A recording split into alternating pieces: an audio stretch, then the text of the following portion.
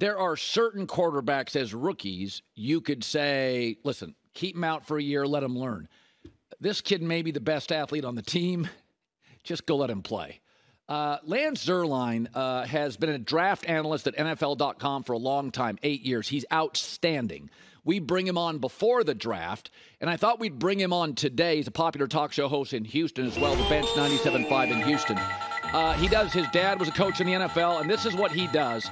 So I want to go back to the Trey Lance thing. I thought I'd met him. Smart, coachable, big moves, raw. And then I watched him this weekend, and my takeaway is, shouldn't be this hard. It just doesn't. Trey Lance just doesn't. It doesn't feel like it's working. I thought Darnold looked excellent. Purdy last year looked excellent.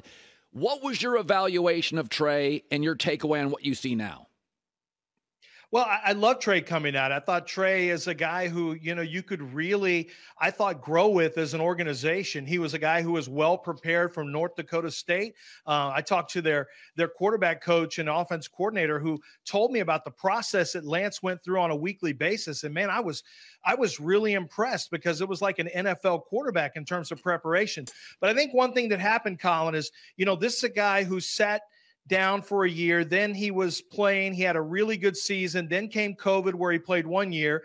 Then he didn't play the very next year after he was drafted, not barely, just sparingly.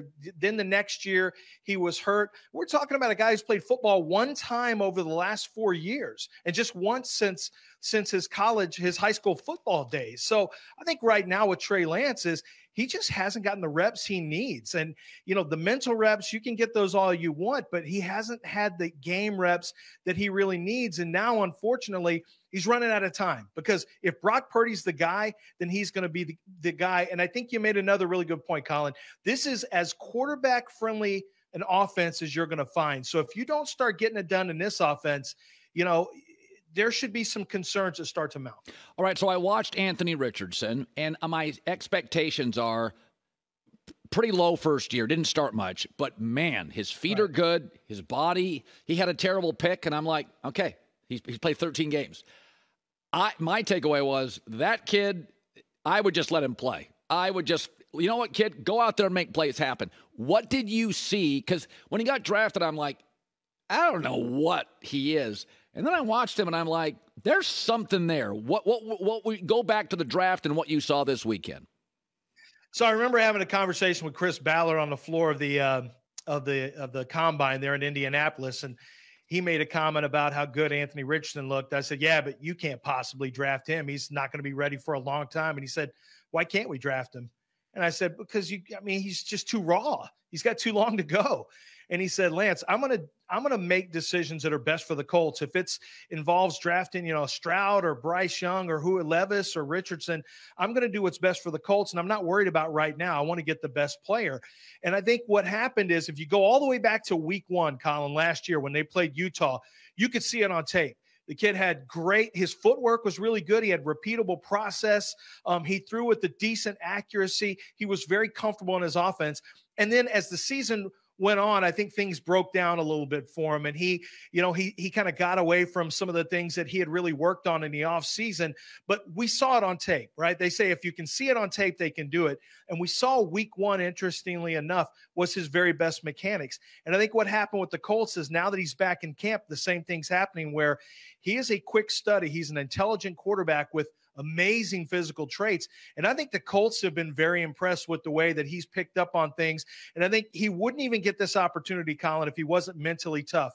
You've got to be mentally tough to survive the difficulties of a rookie season. And I think the Colts are comfortable with where he is mentally. Now, I'll tell you right now, on tape, he's got a lot to learn as a passer, but because he's so talented as an athlete, I think you have a chance to at least hit a few more home runs than you would otherwise, and you can fade the strikeouts a little bit than if you just had a pure pocket passer. If he was a pure pocket passer, he really wouldn't be ready to play at all right now, I don't think. So I talked to a GM years ago when Jordan Love got drafted, and I remember him saying, somebody's going to reach for him. He's not ready to play. He's not close, and I'm not sure he can play. So the Packers, who have a history of doing pretty good with quarterbacks, I figured, they'd figure it out. So one of my concerns is, I was told this in the offseason inside the building, there's not a lot of juice with him. He feels more like a game manager. And I watched their first preseason game. He missed Musgrave on a wide open underneath route badly with a clean pocket. Come on, you're in year 4. You got to hit that stuff. That's a layup for any quarterback. Secondly, they're very cautious with the play calling. And I'm like, they're telling me something. Like it's their comments. I'm watching Green Bay and I'm thinking they're hand-holding. Shouldn't I be what was your evaluation of him? What do you see with Jordan Love? When he came out, I had some concerns, to be honest with you. He didn't come off a very good season. I'd heard that there was some maturity issues with him, which isn't the end of the world for me. I think there is for a lot of people when they're in their early 20s. There was for me. And certainly, I thought the talent was there. He had much better junior tape than he had senior tape, but he's got the physical tools. But, much of the NFL quarterbacking that goes on at a higher level is not going to be the physical tools. You just have to check basic check marks there. And he checks those physical tools. I think it's how does he manage a game? How does he handle himself psychologically when things get very difficult? Can he slow the game down so he can make those easy throws? I know exactly what you're talking about, the throw to Musgrave, who I think is going to be a terrific talent and a guy that's really could become a safety blanket there for Jordan Love in year 1. I do think there are some concerns at the wide receiver position about, there's some players who are talented, but they're a lot more talented when Aaron Rodgers is throwing the football. and there's not the same recognition of window and timing to get it in the window coming from Jordan Love. So I think it's going to be a real process to get him comfortable with those wide receivers, get them comfortable with him. And until then, I think what he has to do is not turn the ball over. And like you said, when easy A to B throws are there, you got to do it. You got to have it happen. But if you're Green Bay, Colin, you got to find out, is this the year that he shows you who he is? Because if you don't see it this year, then he doesn't get a year 5 and you move on to the next quarterback. Okay, finally, you're in Houston, C.J. Stroud. I wasn't that harsh on him. Belichick, I think we had the numbers on it. Belichick historically against rookie quarterbacks hold him to like a 61 passer rating or something. So, right. He just devours these kids.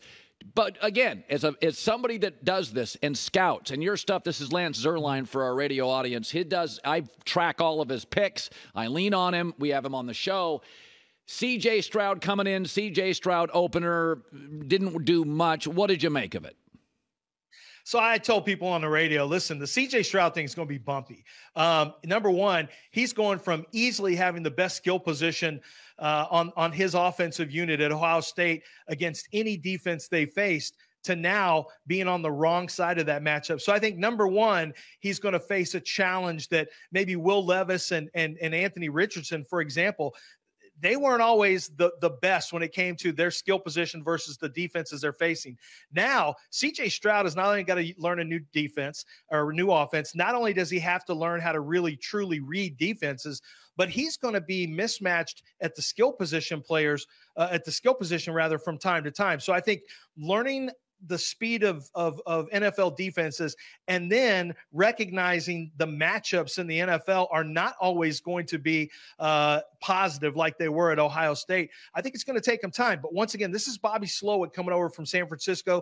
We talked about it's a quarterback-friendly offense. So I think it's going to happen for C.J. Stroud, but I think it's going to be bumpy the first 6 weeks of the season. But if you're the Texans, let the kid learn. As long as your offensive line can protect him better than they did in week 1, and they're missing starters in week 1. So he needs to have some guys that can protect a little bit for him, Colin, so he can get through his progressions and they can truly get a good look at him. Because the same thing happened for CJ that happened for Bryce Young. They just didn't get much of a good NFL look at defenses this last week because of the pressure. Yeah, Bryce was totally overwhelmed.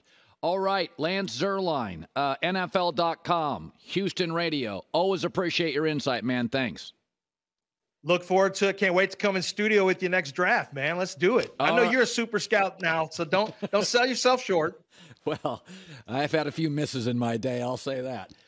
Hi, everybody. Thanks for watching. Subscribe here to get the latest from the show. Also, be sure to check out more of the best clips from The Herd or go watch a few segments from other shows on FS1.